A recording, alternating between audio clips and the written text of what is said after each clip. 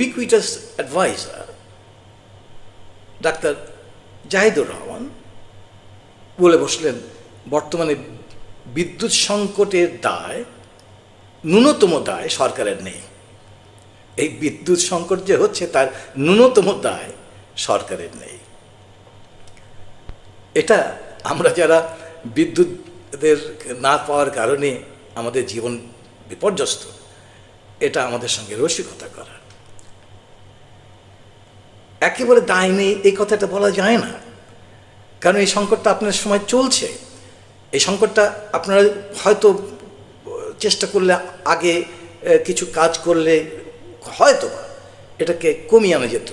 আপনারা যদি ওই যে জ্বালানি তেলের ব্যাপারটা নিয়ে চিন্তা করতেন, যে ইরান যুদ্ধ হচ্ছে, এগুলো ওনাকে তো স্ট্র্যাটেজি অ্যাডভাইজার বানিয়ে দিয়েছে। তো যাই হোক, তো